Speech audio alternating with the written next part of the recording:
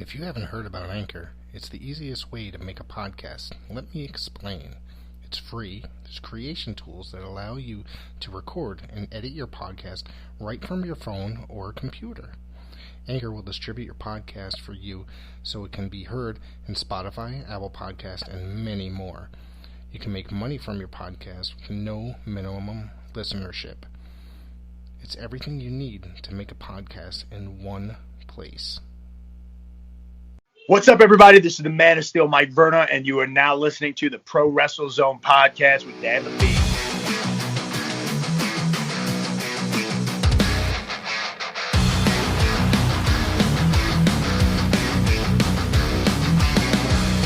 And guess what, folks? This Sunday is the Royal Rumble. It's the 34th? Or 31st Royal Rumble, and this is probably going to be the strangest Royal Rumble in the history of all Royal Rumbles. There will be 0 people in attendance. I'm not sure exactly what the hell is going to happen. Is there going to be any surprises? Now, they've mentioned... I tell you what, go ahead. There's been a lot of speculations on how the ending of the Royal Rumble is going to prevail. Kind of a scary situation, because this is kind of one of the situations that people don't want to see, obviously. Obviously, WWE never really came up to the point of people power or people making the decisions like, oh, we listen to the fans. No, you don't. Clearly, you don't. So I'm just going to jump right in. There's been a lot of rumor and speculation on the ending of the men's Royal Rumble match. Let me cut it down for you. You guys remember how Brock Lesnar entered the Royal Rumble last year as WWE Champion, and everybody had that saying in their mind, oh shit, what if Brock wins? Nobody to compete for the WWE title. Might be a little bit different this year. This is where the scary situation kind of kicks in. So, what if Goldberg beats Drew McIntyre for the WWE Championship? Okay, he wins the WWE Championship. He can't possibly qualify for the Royal Rumble match, but yes, he can. You guys don't remember Brock from last year? This is where the scary part kicks in. Goldberg comes in, maybe number 30, maybe one of those late entries, wins the whole entire fucking thing. And then, most likely, it's going to narrow it down to Goldberg, WWE Champion, taking on Universal Champion Roman Reigns, Clash of the Clash, Spear of the Spear at WrestleMania 37. Sorry, guys. Bill Goldberg has a 2-match clause in his contract, so it is very possible. Obviously, usually Royal Rumble and possibly WrestleMania, the showcase of the Immortals. So, it is very possible.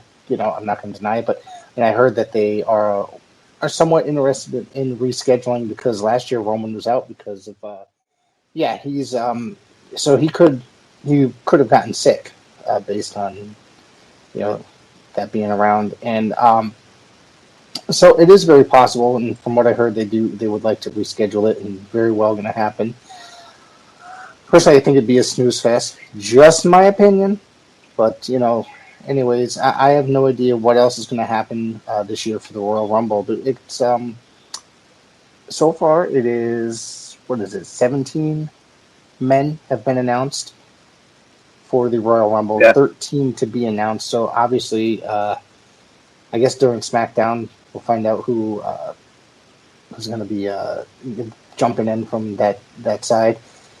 And I don't know, man. So far we have Edge, Dolph Ziggler, Sami Zayn, Mustafa Ali.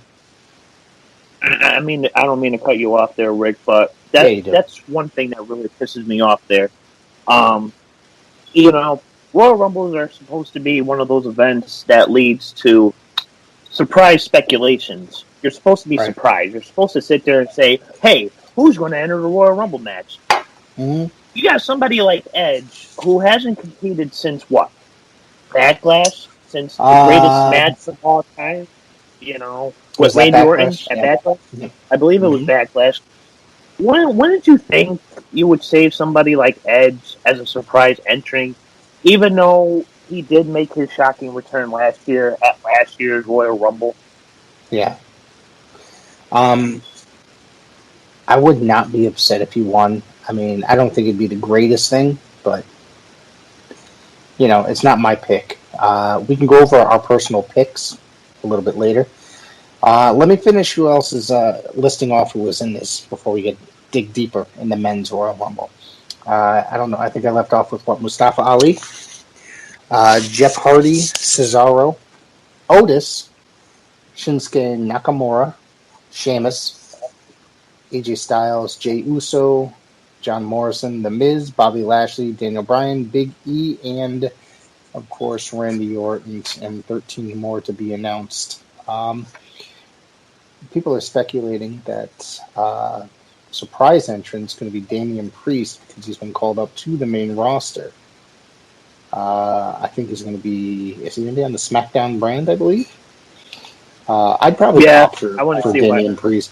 I'd probably pop for Damian Priest coming out in the Royal Rumble. I mean, it's not really a surprise because he's already been in WWE for a good year now, year and a half on the NXT brand. He's been killing it over there. So, maybe not a surprise entry, but one person that I would love to see make a Royal Rumble entry is Aleister Black. Where the hell has he been? Yeah, was he here because of injury? And then I think he came back briefly, and then I think he did injure himself again, like briefly. I'm not quite sure if it's that or they just don't have anything for him because, not for nothing, that's a guy I think is made for the title picture. So if he returns and takes the Rumble, I'd be completely surprised.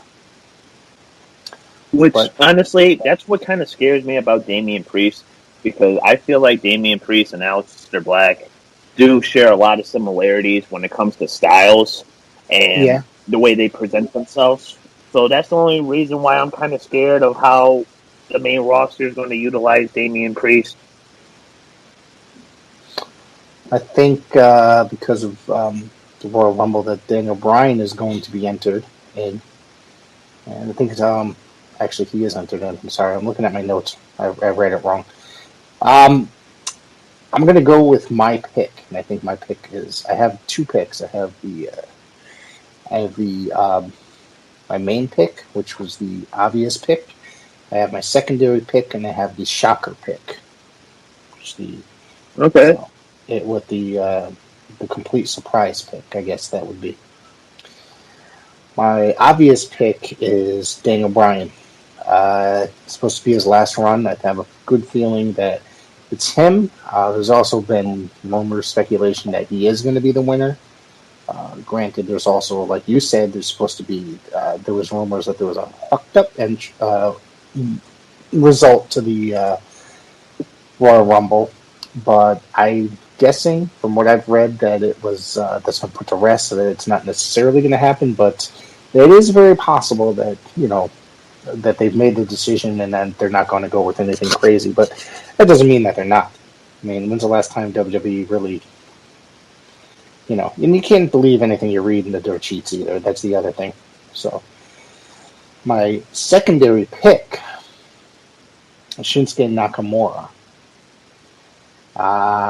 Because it just seemed as of 3 weeks ago, they put him in a match and was against Bryan. It was a phenomenal match, and those guys tore the house down. It seemed like they just turned him babyface, and it just seemed like 3 weeks he's been killing this. So that's my secondary pick, and my out of nowhere complete surprise pick is going to be, and I'm pretty sure this is not going to happen, is Cesaro. But that's if anything happens, it's a surprise, and not for nothing, you can't tell me he hasn't paid his dues over the last 10 years. Yeah. No, I completely agree. Which kind of makes me narrow it down to my three picks now. My obvious pick is agreeing with you with Daniel Bryan, but I've kind of narrowed it down to how I would like this to go down. And I've mentioned this to a couple people off camera, including yourself.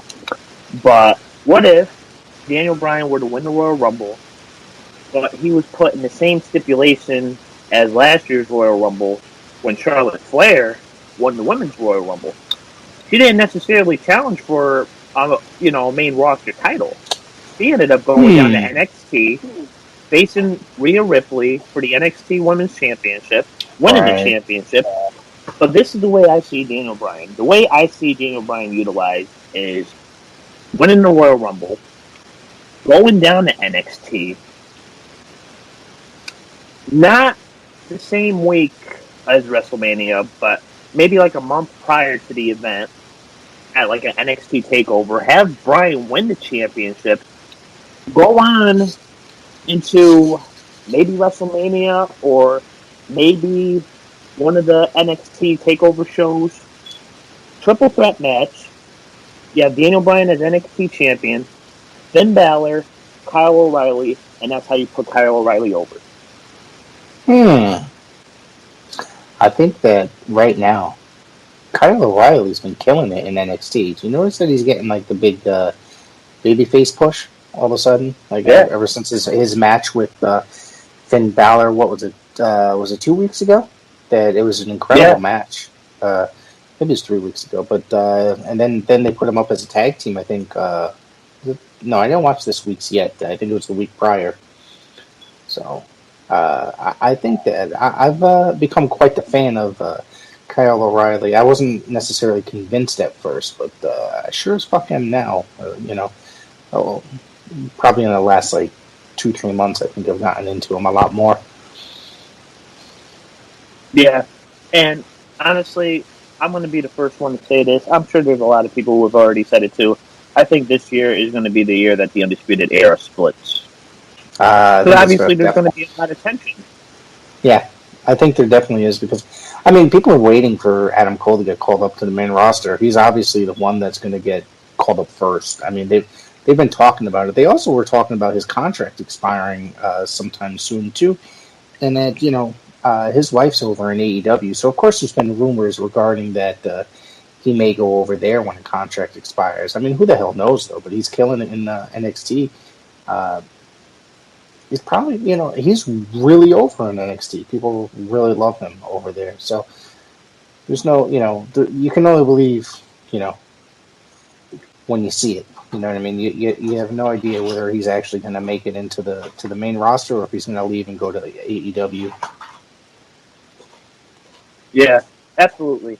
And coming in with my secondary pick, since this is mainly or basically his last full-time official, like, big-time contract, I'm going to have to go with AJ Styles. People are saying that they want to see Bryan and Styles at Mania too. I mean, obviously it happened during SmackDown last night, which was a phenomenal match, so the two of them. Now, let me ask you this. I don't know that far back because I don't remember because, too many chair shots. Did Bryan and AJ ever wrestle in Ring of Honor? Were they ever there? I'm sure they were there at the same time. Oh, for sure.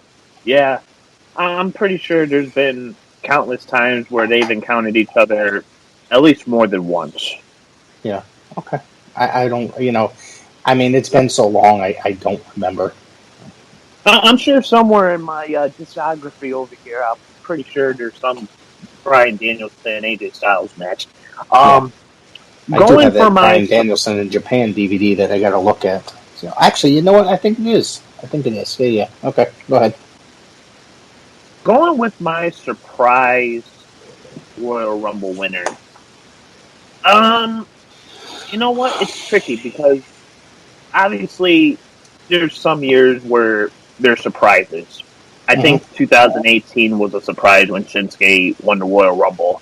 Everybody wanted to see a rematch from Wrestle Kingdom 10 between AJ Styles and Shinsuke Nakamura. Either Wrestle Kingdom 10 or Wrestle Kingdom 12. Forgive me if I forget. But with over the course of these past couple weeks, Shinsuke just out of nowhere getting this babyface run again. Right. Shinsuke receiving his old theme song again. You know, we're seeing the old school Shinsuke Nakamura making a resurgence in WWE. Before we go further, I do want to say AJ Styles and Daniel Bryan did meet each other in 2006. That's at least one match that I found. So, but Shinsuke. Okay. Yeah, Shinsuke. Like I said, he's just been making a resurgence as a babyface again. You know, we're starting to see these babyface tactics. Basically, how Shinsuke first arrived when he first got called up to the main roster, which is good.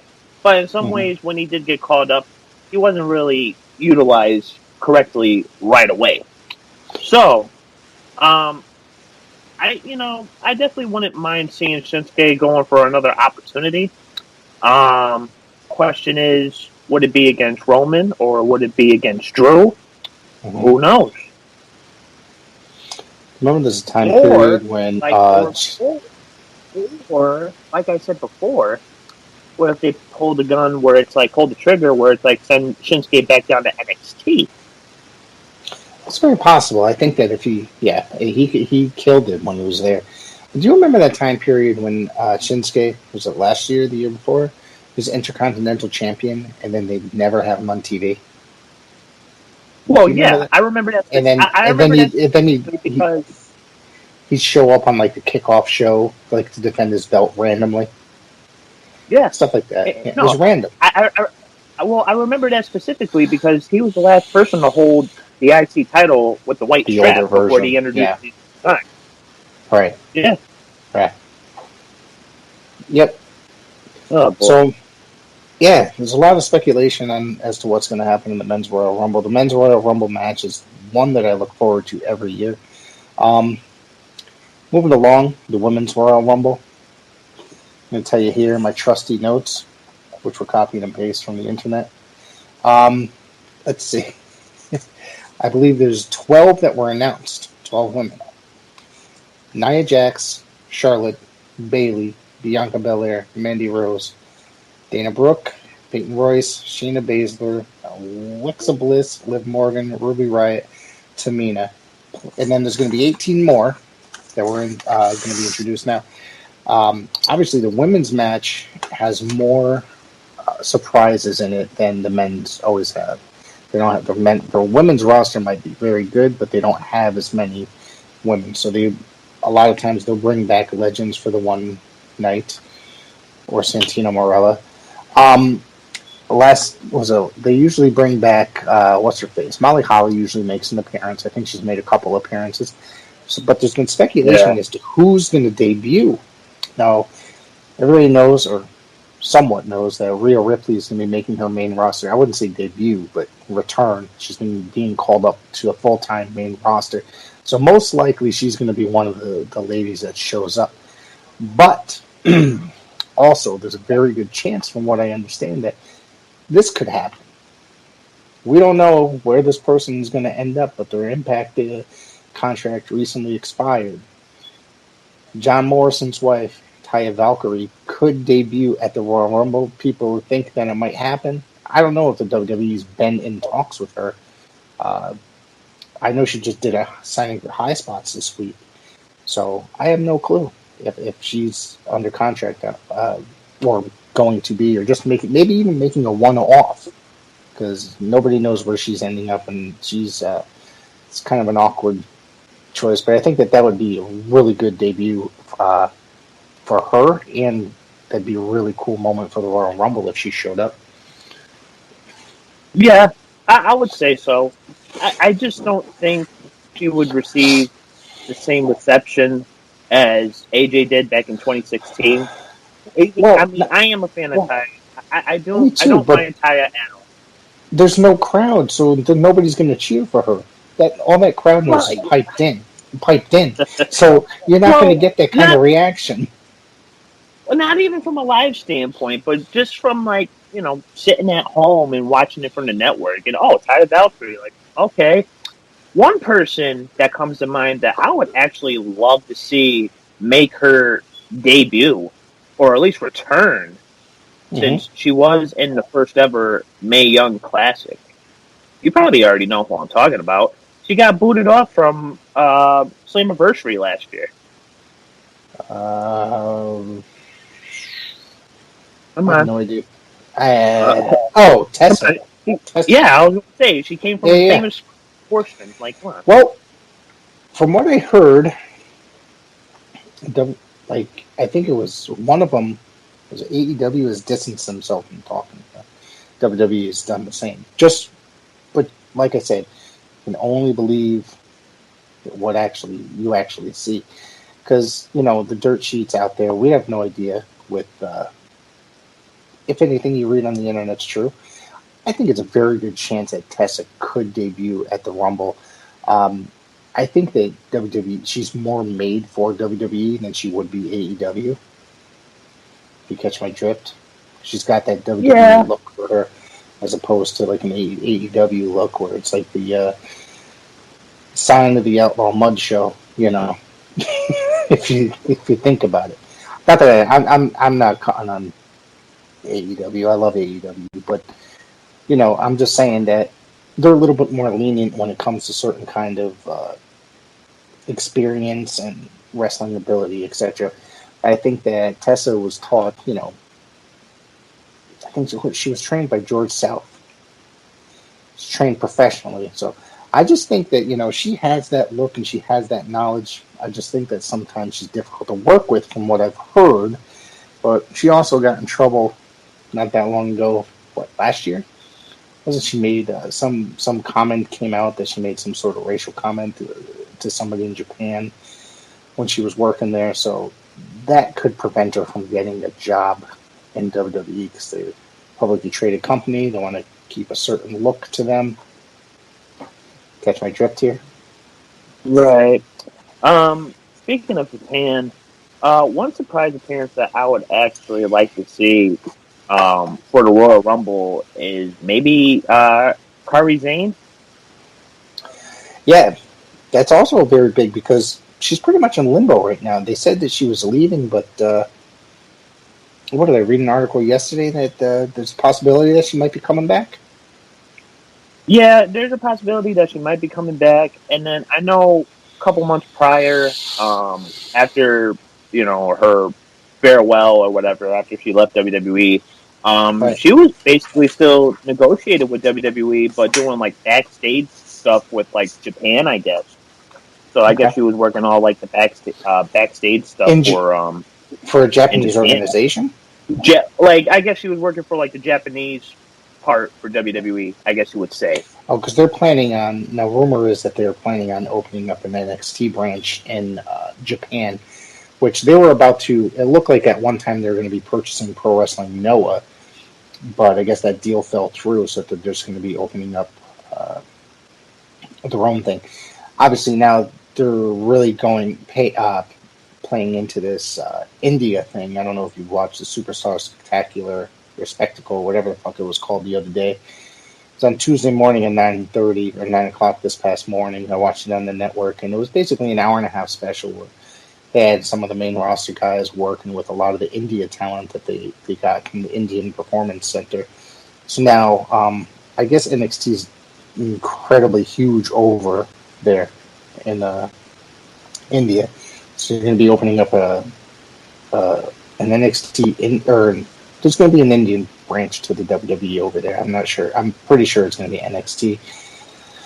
But there's going to be, I did see an article posted on one of the websites, but I went to it. It had gotten taken down because I didn't get a chance to read it right as it was posted. But there's going to be an NXT India at some point. And I find that interesting because there's a huge, rich history of wrestling in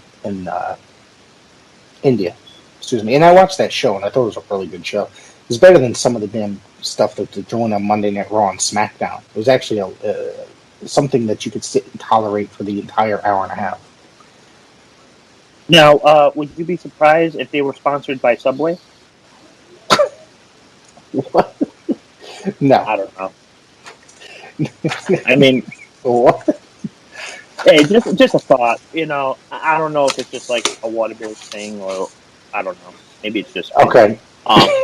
Anyway, going on with Women's possible winners or okay. Yes, I already no? picked mine. I think that's a I already got no-brainer. I think it's a no-brainer. I think Charlotte Flair's taking the Rumble, so she can meet Asuka at Mania. You don't think so? Maybe Flair, but I kind of got a curveball for you, just because Okay. I like what she's been doing lately. Bianca Stick it up. Belair. Dude, the match she had with Bailey this week on SmackDown, phenomenal, dude. I've always said that about Bianca Belair. I thought that she was a very good talent. It's that damn ponytail that drives me crazy. But I think she's a really good wrestler, dude. I can't yell that out. She's really good. She got a And nice that match, spot. I understand, Rick. She has a nice ass. I'll say it for you. Say it louder for the back of the class, Rick. She got a nice ass. my wife's in the back of the class. So I think that match that she had with Bailey was really good. And it's very possible that you're right, man. I would not be surprised if Bianca Belair won the Rumble. Yeah, and you know what? She's been doing a phenomenal job, especially after being called up to the main roster just last year, and not really necessarily receiving the proper opportunity to see what she's capable of doing. So I think this would be a good way of capitalizing on, pushing her career forward is by her winning the Women's Royal Rumble. Right. Yeah. Also, rumor is that there's a lot of rumor, but there's also a lot of rumor that it's not going to be Ronda Rousey appearing at the Royal Rumble. But I would not be surprised if she did, honestly, because a lot of people just don't like her for some strange reason. I mean, she's not phenomenal, but she's not terrible either. You know what I mean? I mean, she's not Tessa or Charlotte. The thing with her is, like, I don't know. I guess, was her contract expire shortly after the Rumble, from what I understand? Or it's coming up soon, or maybe it's WrestleMania. I read that it's expiring soon. So that means that she's been off this entire year. And she's been under contract. Pretty much the past 2 years. And she's been under contract that whole time. Because wasn't her last match at WrestleMania 25? No, 25, 35. 25. Yeah, it was, 15 years ago or whatever. Yeah, good call. No. Good call. Anyways, it was 35. And I think... Yeah, 35. Did she show up? She didn't show up anytime after that, did she? No. I mean, that was 2 years ago. That was so fucking long ago, I can't even think. Yeah, you're right. Yeah, you're right. No, I mean, there's no point of having her make an appearance in the Royal Rumble. There's no point of just, negotiating a new contract or expanding the contract when you have somebody who is sitting there like, hey, I want to take time away for a while because I want to start a family. Okay, where's the baby bump? We've been waiting for like a year and a half now. Was there some sort of... I think there was some sort of difficulty. You know who I think is going to come in? The surprise entrant. She just recently had her kid. She's probably healed up. Becky Lynch. Oh, yeah. Yeah. I think there's a very big possibility. Also, not for nothing, though, there's speculation that Seth Rollins is going to be the surprise entrant. He's going to be coming out to his old music and as a babyface. But, because he can't come out doing that Monday Night Messiah shit. That shit, I mean, him as a babyface was terrible. Like, that last run he had as a babyface, but that Monday Night Messiah shit was even worse. So, and that leather jacket, that woman's leather jacket he came out wearing, like, come on. So, and the man bun. He had the man bun. Hey, Yeah. I don't know. But, I just think that, I think that if he came out as a babyface, if it was a legit crown, people might, has he been gone long enough that people would miss him? Seth Rollins, do you think? Well, the last time he was around was probably November? I think it was Survivor Series was the last match. Didn't we talk about this a couple weeks back? Or am I wrong?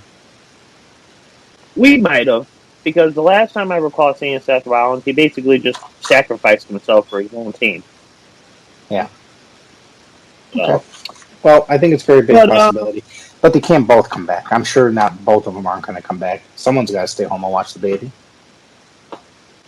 Right. Well, you might as well have Becky Lynch come back because she's been out during the longer duration rather than Seth. Yeah. So, yeah, there's a lot of potential here. You know, the Royal Rumble has always been a really good match and always really been a really good fun time. So we'll figure it out and see. You know, I think it'll be good either way. Now, what would you think about Rhea Ripley coming back, or at least making her main roster debut, I guess you would say? That's one of my choices. That's one of my choices. I think I said that. I think that's one of my choices as one of the surprise entrants because she's going to be making. She's been called up. I think I said that earlier. She's been called up, so she's going to end up making her return to the main roster. She's coming up to full time main roster. I'm not sure if it's SmackDown or Raw though. Actually, I just heard that she's coming up to the main roster. You would think that it would be SmackDown because that's where the good wrestlers are. Or, that's the more wrestling based show, I should say. Yeah, I agree. But going on to this Royal Rumble pay-per-view. There's three undercard matches. There's three listed as of right now, as of this recording. Okay. Universal title, Roman Reigns and Kevin Owens in a last man standing match. The belt's not going to Roman. I mean Owens. I think that Roman's going to walk away with the title. Is it too early to take the belt off him? Yeah, I think if he loses the belt, it's going to be at Mania. But even still, I don't think he's going to lose the belt at Mania because he's really killing it as a heel. It's come around. You know what I mean? He's doing good at what he's doing. I'm not necessarily bored with him as being a heel. He's got Paul Heyman behind him, and I think this is going to be one brutal match, though. Him and Kevin Owens, and I heard there's supposed to be something brutal happening in this match. They might go somewhere, wrestle, and the Thunderdome might suffer because of it. Pieces of the Thunderdome might suffer because of it. Whether it be the LED boards or Owens jumping off of one or what. Well, I wouldn't be surprised if Owens jumped off of something. He's been pretty, synonymous for that lately, within the past couple of years. In regards to Owens, I think it's really too late for him. I think he's just been juggled around these past couple of years. And the way I see it, if you really want to utilize Owens correctly, you might as well have him resurface down to NXT. And if there is going to be some type of speculation of maybe the Undisputed Era making a split, or at least if you want to give the Undisputed Era a save, why not make Kevin Owens maybe a possible leader, maybe like a new member of the Undisputed Era? Because some things would have to get refreshing. Let's put it this way. I'm just saying. I don't know, man. That's like the second version of the Nexus, where it was only like two guys, and then CM Punk was the leader. I wouldn't want to see anything like that. I'd like to see, if the Undisputed Era breaks up, let them all go their separate ways. Kevin Owens, I think he's too good for.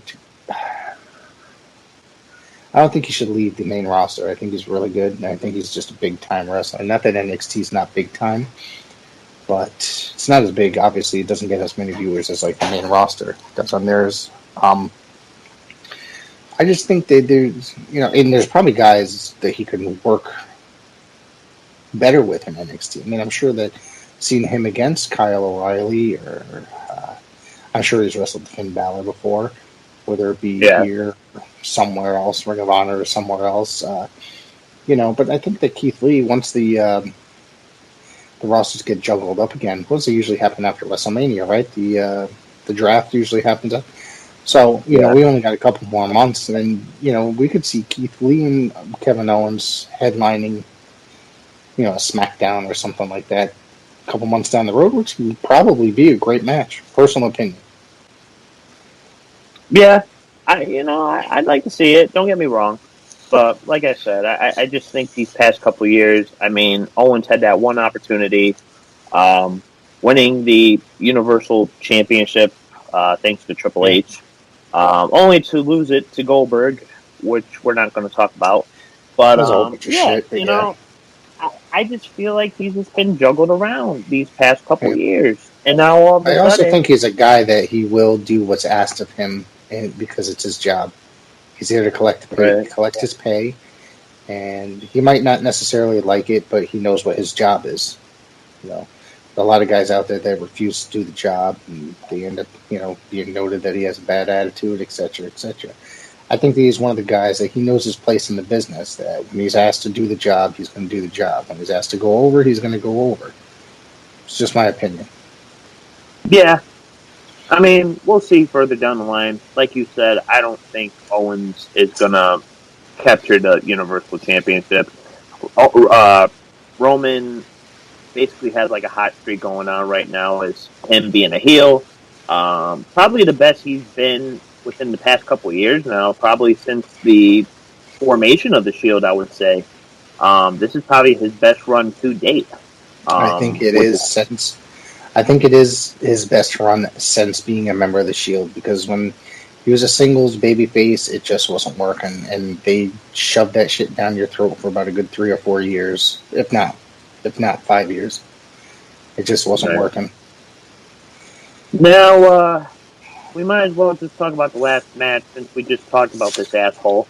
We already talked about Drew and Goldberg, so pretty much. I just think that we're just hoping that Drew somehow defeats him, or my personal opinion, Drew, I'm really hoping that Goldberg doesn't win. I don't think he's going to win.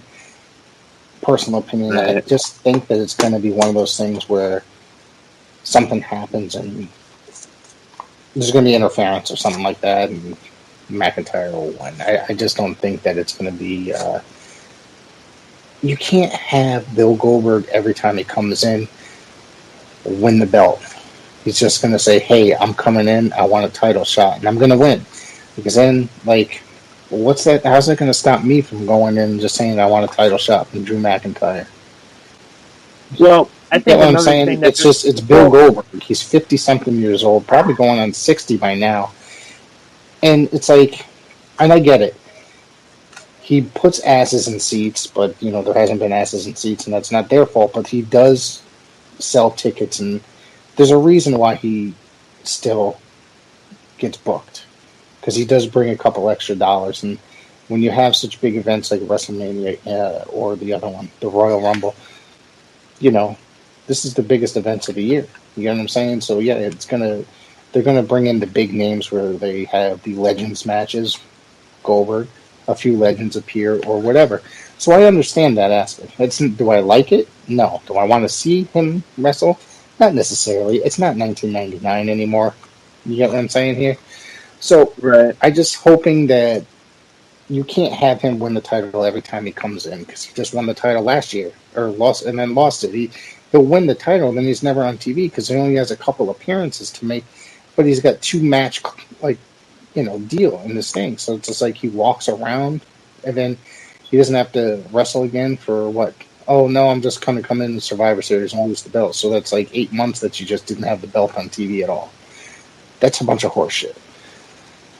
Well, so my guess is that there's going to be some sort of interference, and then Drew McIntyre interference or some sort of mishap in the ring, and he'll disappear. Well, I have to agree with you. They're doing it from a business standpoint. Right. And then in the WWE is a business.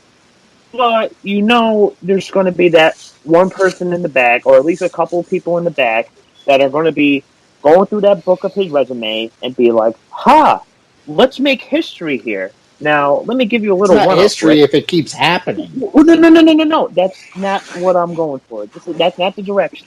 Okay. This is what I mean. Okay. Somebody's going through his resume. And when I mean resume, I'm talking about championships. You realize I got that if part. Goldberg wins the WWE Championship, he will be the first man to hold the WCW Heavyweight, the WWE World Heavyweight, the Universal title, and the WWE title. Okay. All right. I just don't think. I mean, I'm hoping that it doesn't happen because, like I said, it just doesn't make any sense to me whatsoever. And I hope that WWE really makes the right decision there because, it's Drew McIntyre's time. He's been killing it as WWE champion. He really has. He's been carrying the company on his back during the pandemic. If you think about that, his time as WWE champion is the weirdest time for professional wrestling. He doesn't get to sit out there in front of live crowds, etc., etc. It's really bizarre, and you gotta feel bad for him in a way. But at the same time, he's carrying the company, doing a fantastic job at it. Right, and you're talking about a guy who just went through suffering through the virus himself, and now here he is after being quarantined for like the past couple weeks. Here he is about to go headline a pay-per-view against one of the big market names. Right. Yeah, I didn't think he was going to make it back in time, but they haven't canceled it out yet. So he came back this week on Raw, right? Yeah. Yeah. I don't know. I watched that part and then I fell asleep. But, Raw's been killing it. I mean, not killing it, killing me lately. It's a 3-hour fucking show. Let me tell you what happens. I'll turn it on about a half hour in, I'll fall asleep. Then I'll wake up and then shut it off at 90 minutes in. That's just like, holy shit, I cannot tolerate this shit. It's getting bad, man. It really is. And they're sending people away in droves, man. They really are. And I try. There's some good things to the show, but there's a lot of bad stuff too. There's a lot more bad than there is good happening on the show. Well, I mean, considering the fact that WWE hasn't really been as good since they went HD, I mean, they've had a couple good matches during the HD era, but other than that, it hasn't really been something that you could tolerate every single week. Right. And you can tell. You can tell that they're doing specific things, especially look at the was it with the chair shots or the punches, that the camera angles where it's just like flash and up. That's fucking annoying, and I'm going to have a seizure watching that shit. Well, right, not only that, but you...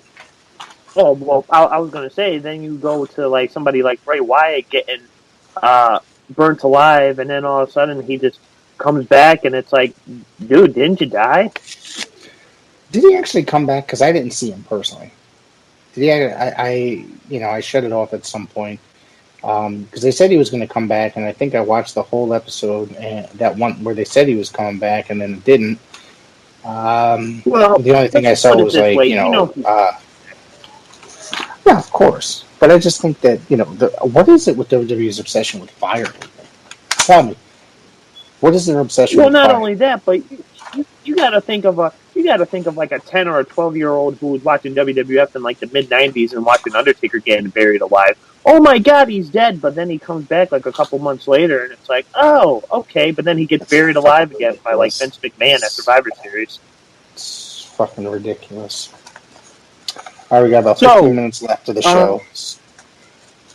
Okay, so one more thing I want to bring up.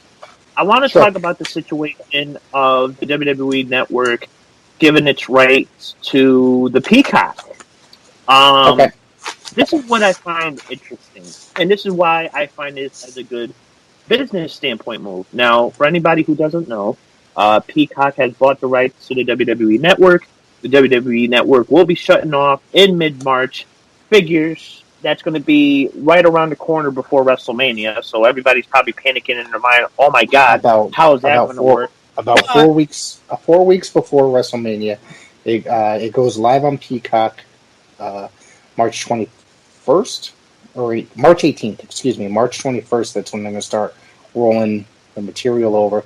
Not sure how much of it is actually going to be rolling over, but Peacock has purchased WWE Network, like you said, and that's only for United States, by the way, just only as Americans for some reason. Internationally, WWE Network will still be available.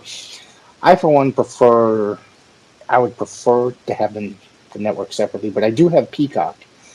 It's paid for through my cable provider, so I don't even have to pay for it. So what is going to happen here? You either get Peacock for free. You can get Peacock for free if a lot of cable systems include that in their bill, and you can get it the $5.99 or the $4.99 version. Or the most you can pay $4.99, and you're going to get advertisements. But there's also a $9.99 version. You get no advertisements whatsoever. So, basically for $5 or free, you're still getting that. Plus, you get everything that's available on the Peacock network. You can watch the recent Saved by the Bell series. Right. Trying to get a reaction from you. And you know what? The way I see it, I do look at it as a good business decision, only because it's only going to give the audience options. Mm-hmm. Like, hey, do you still want to pay $9.99 for watching WWE Network for month after month? Or, hey, I mean, there's a lot of people who don't mind commercials, but at the same time, those commercials are advertising payments or pay for, like, hey, we're getting paid just for showing these commercials. But at the same time, for an audience standpoint, they think, hey, $4.99, this is a lot cheaper than what I'm paying right now. So I'm obviously going to go to the $4.99 subscription. So let me tell you this. You watch your NXT UKs, you watch your 205 Lives. By the way, now I did look into this. Neither of them are going to be affected. They're going to still be on WWE Network as part of Peacock. They have commercials in them already. They just do WWE Network related commercials, or you'll get a fucking Snickers commercial some once in a while on the WWE Network or some bullshit. You know what I mean? So it's all that's going to happen is you're just going to get some other commercial in the middle of the show. A couple commercials, commercial breaks. For an hour-long show. I could sit there and tolerate a commercial if I'm paying $5. Do I like it? Fuck, I hate commercials. You sit there and watch YouTube. Commercials pop up, and there's going to be a little button there after about 10 seconds. You hit skip ads. And guess what? Your life will be okay. That's it. But I mean, if you're somebody with OCD like me, you despise commercials, and that's why you would pay for YouTube Premium. Oh, I hate commercials, but guess what? They're one of those things I could live through. All right? I'm not going to sit there and cry about it. It's all right in my eyes, but I'm so old. I've watched thousands upon thousands of commercials in my lifetime, so it's not gonna, But guess what? It also gives me a chance to get up and take a piss, but in the middle of the show. So I'm trying not to be using foul language on this show. It just doesn't work. So yeah, I did read NXT UK 205 Live. Any of the exclusive programming that was there. Not going to be affected. There's still going to be, obviously, it's going to be starting off. WrestleMania is going to be the first big event, April 10th and 11th. It's going to be big. It's doing 2 days again, and I believe that they're going to try to have a couple fans, well, more than a couple. From what I heard, 25%. So I think that this is a really good deal. It's even better deal than when WWE started the network. Well, something, I'm not sure if you've noticed, Rick, but and there's going to be a lot more exclusive content. There's going to be a lot more documentaries worked on. Sorry, Dan. Well, when it comes to the audience aspect of it, I've been watching football lately because obviously the Super Bowl's coming up, and the past couple of games that I've seen, there has been a certain percentage of capacity when it comes to audiences. So I have seen people in the crowd, people just watching the game. So obviously there's going to be some type of speculation or some type of relief of maybe possibly this year's WrestleMania of actually seeing some fans in capacity. Yeah, I guess that there's going to be 25%. I'm not sure how much that means. Was it 10,000, 5,000, something like that along the lines? I'm not sure what building are they supposed to be going into for that. Do you remember? I'm trying to... They're supposed I to know. be hosting this year's WrestleMania, the same building they were supposed to host last year. Okay. Is that Tropicana Field? No. I believe so. Well, Okay. basically the same arena the Buccaneers playing. I don't know sports. I know professional wrestling. That's the sport. Jesus Christ. Me too, bud. Hey, I'm sorry. So, and baseball season hasn't even started yet. I know a little bit about baseball, but fuck. I love it. Yeah, same here, man. Get some nice cold beers and sit there and watch fake fighting or baseball, whatever.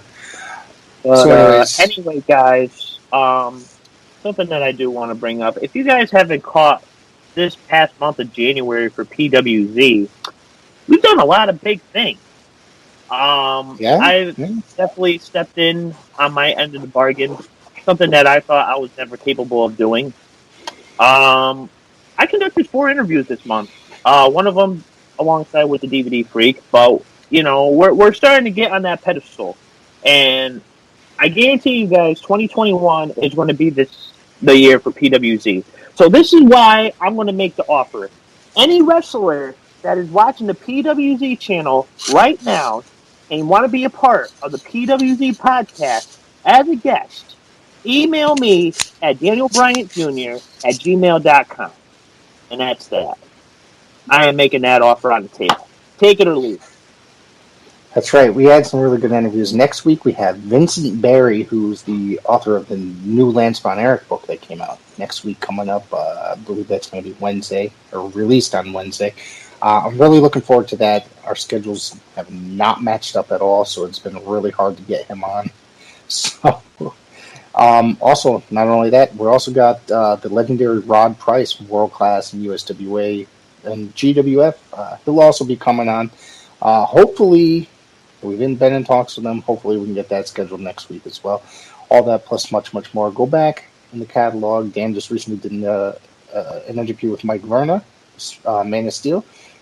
Heath Slater, which is a great interview. James Ellsworth, and so much more. We've been in contact with a lot of people.